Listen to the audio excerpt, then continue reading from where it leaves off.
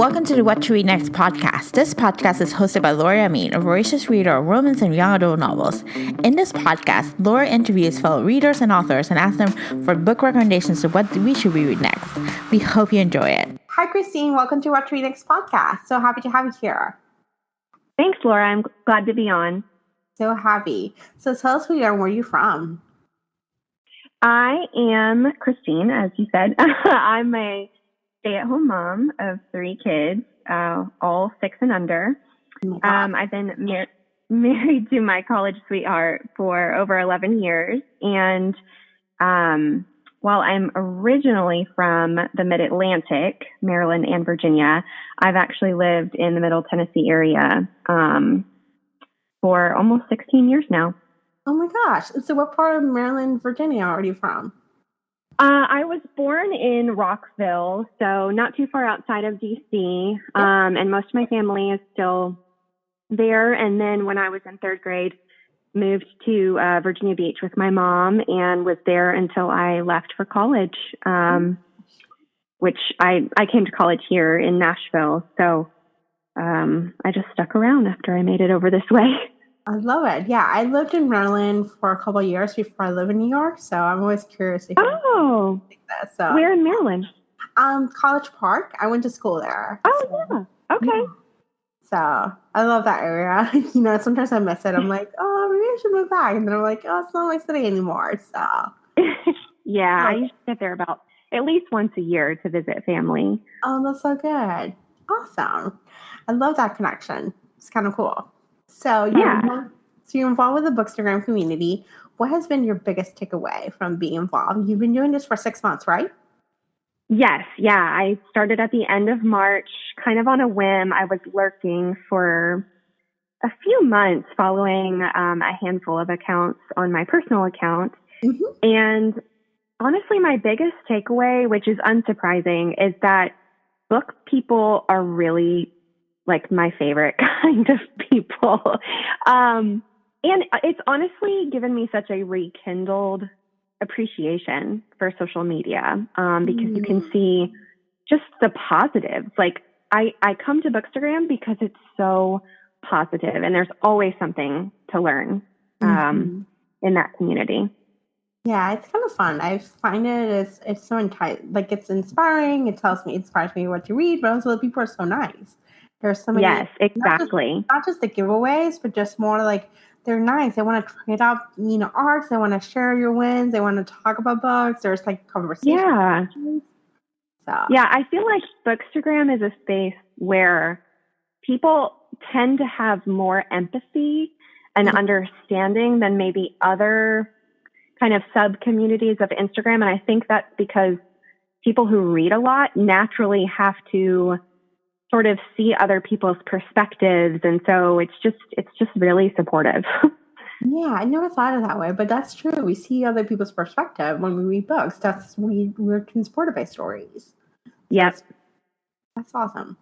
So what would you share with someone who's thinking about joining the community or starting out and just kind of like, we're not sure what to do? How do they get started? I actually just this last week had someone who, had that question, and I honestly was like, just jump in and don't think about it too much. Because I think what we do is maybe we see what other people are posting and then we think, oh, this is how I'm supposed to do it. But what Bookstagram needs is authentic voices, people who are reading the books that they want to read, and sharing about them in a way that makes sense and is like authentic to who they are. And so that's what I tell people, just jump in and try to remember that it's not about the quantity of your experience. So I need this reminder that it's not the followers, it's not the number of likes, it's not how many books you're reading, but it's really about the quality of what we share. And so I'm one of those people who's never going to have a feed that I think is like so one color because my life isn't one color. And so I really try to show how I read, like how reading is natural in my life, how I make it work, in the rhythm of my day. And I try to share that in real spaces and just be myself. And so that's my greatest encouragement to anyone who's wanting to get engaged as well. Yeah, I'm attracted to your feed because it's so authentic. It's like it's just an story. I love it. It's like it is inspiring for me because I don't want to be. I can be a cookie cutter. Like it has to have a theme and needs to look this way. It's like the reality is like this doesn't work for me. And then and I love the themes are like they don't work for that. They're kind of like authentic. They're kind of like sharing what they're reading, and that's what it is. And that's what and honestly, and I really don't. I follow many accounts that would be considered just like very, I follow some accounts that are very minimalist, and I follow some that are really cozy, and I follow some that are, all blue, but that's not me. And if I try to do that, I'm going to fail, or I'm going to be doing our community a disservice because I'm trying to be something I'm not. And so I don't know. I think it's fun to get to see how our personalities come out in what we share and how we share. Sometimes the same books can be shared in such different ways. And I love that. Mm-hmm. Yes, I love it. I love Bookstagram. I think it's one of my favorite things. I actually I'm anti-social media, and it's the only social media that I actually do follow and check in. Just because there's it feels like a safe space. It feels like exciting. Exactly. So now let's talk about your reading life. So when do you read? All right. When do I read? That's a great question. I also get asked that a lot because, so the quick version is up until really part of last year and then this year especially, I really wasn't making time for reading. When I had my first child, it was like I had my first child and I got a smartphone. And my brain just went on the back burner. And so the last year and a half or so, I've been trying to figure out, okay, how do I make this a priority? How do I make time for this? Because it's so important for me and my mental health. And so I find most of my reading gets done when I'm not with my kids, which is usually before they wake up, during my youngest nap time while the other two are in school or after they're in bed. They are getting a little bit older and more independent, which means sometimes I can get away with reading while they're playing with each other or playing at the park, which is kind of new territory and really exciting for me. Super exciting. Oh my gosh. I read in the morning. So I love that time. Before I go to work, I'll read for like an hour. I wake up super early. So I was like, it's awesome. It's such a great way to start the day. And I find, especially if I'm reading usually like a nonfiction or kind of personal growth oriented book, it's perfect for the mornings because it helps me sort of charge up for my day and how I want to, grow and develop in that specific day. That's a really good advice. Thank you. I may pick that up. So what format of reading you prefer? Kindle, audio, paperback, hardbacks? Is there any preference there?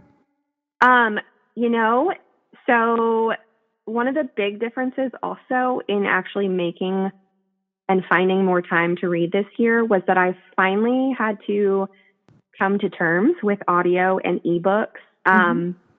Up until January of this year, I was convinced that they just weren't for me. But I,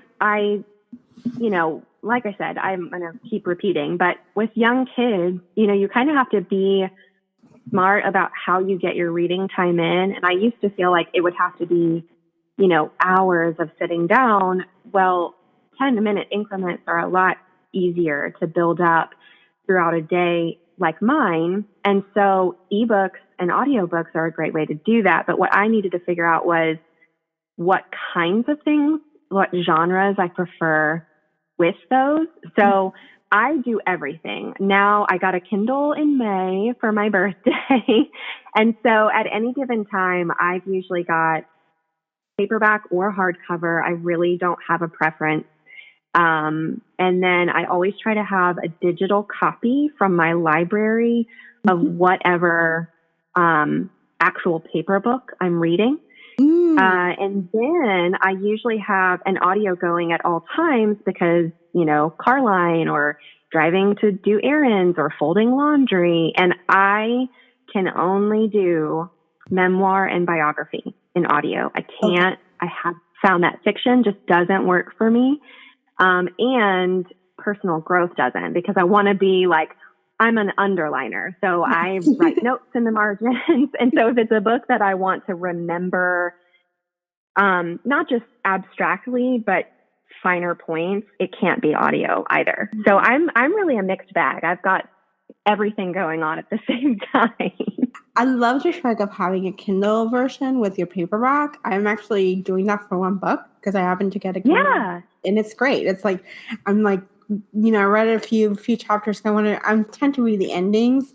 That's just my thing. So I read the endings before I finish the book. And I was like, so I do that. And then I was like, okay, let me just go back. I read a few chapters in the paperback and it's like, let me just go back to the Kindle and just read it. Because I'll read it during the breaks, during the commute, in different places. So yeah. I got a book recommendation for you for audio, since you like memoirs. Did you read From the Corner to the Oval by Beck Doystein? No, I haven't. Okay, so it's not you. Sarah from Sarah's Bookshelves, who's been a guest on the show, mentioned she's listening to it, and she says it's like a girlfriend talking. I read the book. I read the book version, and it was fantastic. It's she was a stenographer during the Obama administration, so the whole Obama administration from 2011 to 2017. She left when Trump was in office. It's fantastic. It feels like a girlfriend talking to you. It feels like Sex in the City, Washington D.C. There's a lot of like current events that happened in the Obama administration. So you get an insight, but you feel like it doesn't feel like a heavy political book, but it feels like a fun girlfriend talking to you. That's what she meant. Awesome. The book feels like Sex in the City. It feels really fun. It was a fun read. Well, I'm a big Sex and the City fan, so that sounds amazing. Yeah, so I would definitely pick that up. If if you're looking for an audio memoir, that's a really good memoir to listen to. Okay, I've got it down. Awesome. So what do you love most about reading? Oh, what's not to love? Really, I think for me, being more in a season of life where I feel limited a bit and more centered around my home and my kids. Books, they're not an escape for me. They're an opportunity to explore. I love that I can pick up a book and immediately try to put myself in the shoes of someone that is not inside my home.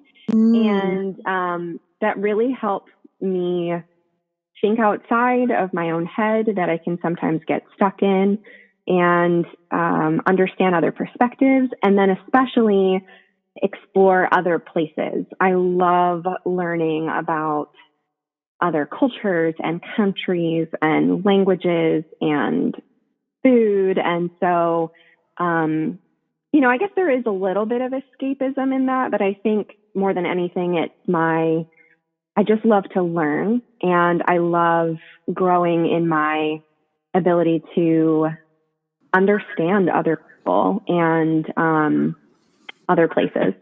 Yeah, I love that about reading. It just transports you to different places. Yes. You get connected.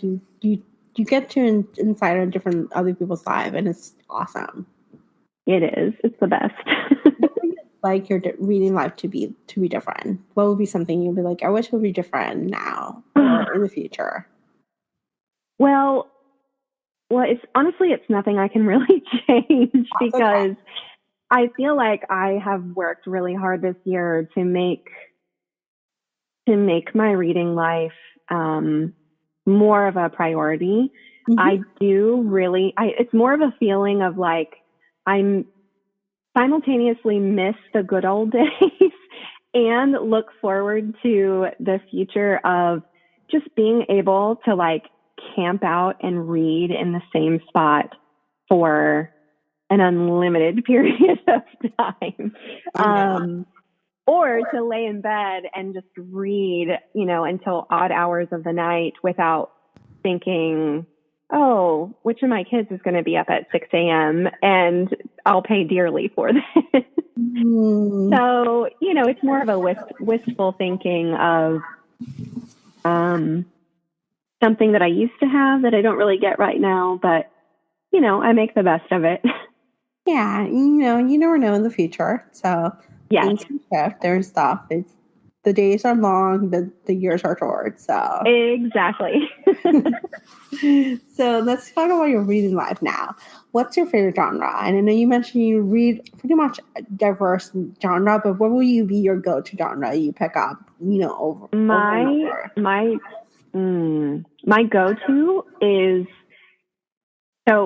memoir, but more specifically, if there is travel and food involved, I am here for it. That's that is my absolute 100% comfort and just inspiration go-to. I almost to a fault. I have to go through my Goodreads, and I'll send you offline a few lists of food memoirs that I read, because I went through a food memoir phase a few years ago, and it was definitely one of those my favorite things. I was like, it's amazing. I've read quite a few this year, and a lot of them have been about like France and French food, and it's kind of, it veers on an obsession. Yes, I hear you. So what are your top 3 favorite books of all time? I get asked this, and I think sometimes my answer changes, but Les Mis. So it's a story I love, but I actually finally read the unabridged classic in May, and it just blew me away. And so Les Mis for sure. The Secret Garden, the backstory, quick one on that, is that it was a childhood favorite and remains to this day a favorite. And then I can't say all of the Harry Potter books because I feel like that's cheating. That would turn this into 9 books. So my favorite from the series is Harry Potter and the Prisoner of Azkaban. And I did not read Harry Potter until last year. That was my first time as a 33-year-old reading the series. Oh my gosh. Yeah, it feels really special to me because I had seen the movies, but I don't know. It was phenomenal to read those books last year. Yeah, I love rereading them as a series, just binge reading them. It takes like a month for me, and it's one of those experiences where it takes you places. It's amazing. Yes. Well, it was really kind of fun because my husband and we decided last January that we were going to read them together. So we would read the book, and so I would read the paper, copy, and he would listen to the audio. And then after we finished each book, we would watch the movie, and then we went through all of the books, and we went to Wizarding World in Orlando on our 10th anniversary to kind of celebrate like this culmination of having read the books for the first time. That's amazing. I've been meaning to go to Wizarding World for years. That's amazing. Oh, you have to. It's a dream. Yeah, I did see the Harry Potter play, which actually, if you read the play, it's not that good, but once seeing the play itself, it's an amazing experience. So the play itself is really good. Reading the play is not that good. Did you do both parts in the same day? Yeah, I did. I did them on Thursday and Friday. So I did the first part, and it's in a cliffhanger. It's like Voldemort's back, and then the second part is like, what happened? So it was really good. The actors did a great job, and it was such a magical experience. Like the special effects, the whole experience was just like it blew me away. It was like you didn't feel like you felt like you were in a movie set as opposed to just being in the theater. We almost went in July. We went to New York for our 11th anniversary this summer, and we were seeing Hamilton already. So Oh, it felt like adding on Harry Potter and The Cursed Child was just going to be a little bit much. Yeah. Yeah, I've been wanting to go to Hamilton. I've been playing the lottery. Actually, I haven't played the lottery lately, but I've been meaning to go to Hamilton, so I'm curious to hear, how was that? Did you enjoy it? Was it all the hype up to be, or? Oh, it was everything. It blew me away. And it was worth every single penny. That's so good to hear. Awesome. Because there were a lot of pennies involved. Yeah. I shall be playing the lottery. Yeah. That's cool. So, favorite books that you have read in 2018 so far? Okay, so I wrote these down because I had so far I've read 92 books this year, and that's amazing. Trying to pick a couple was difficult. So I've got 5, if that's not too many. That's okay. A Year in Provence by Peter Mayle. It's an old book, but it's like a travel food memoir. Mm-hmm. A Man Called Uwe by Frederick Bachman. Okay. Les Mis, which I already said. Yep. The Boys in the Boat, which I think it was published in like 2013, but that was one of the first audiobooks I listened to this year and blew me away. And then Eleanor Oliphant is Completely Fine was another favorite of this year so far.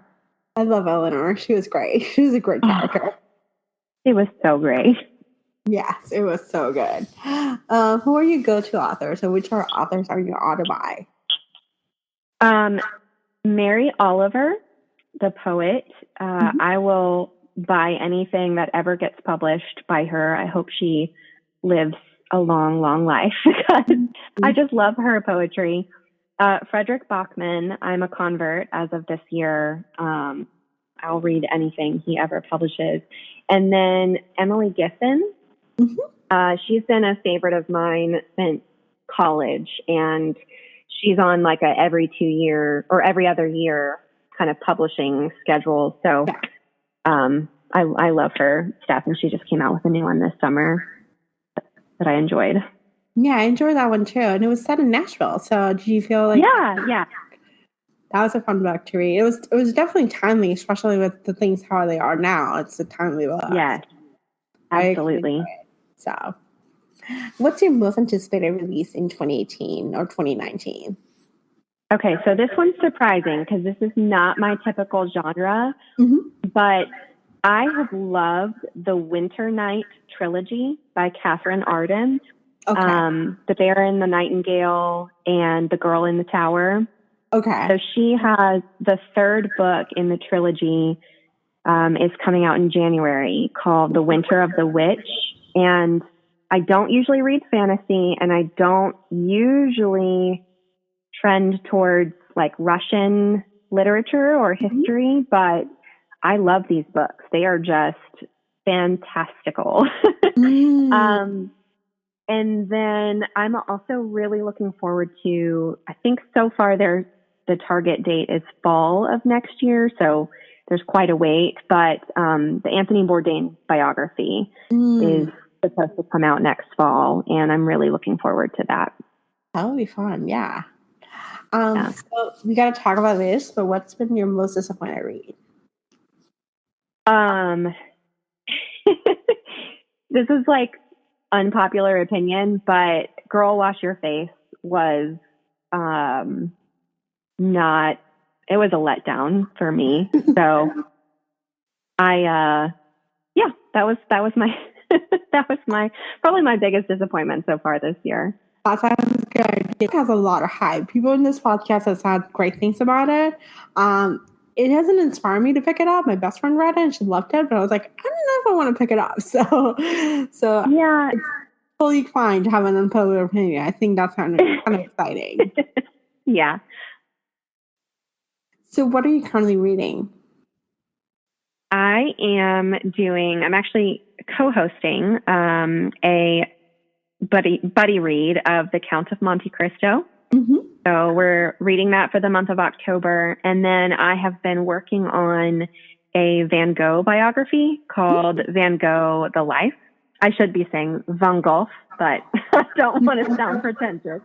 I'm obsessed with his work, and this biography is fantastic, but it's very dense.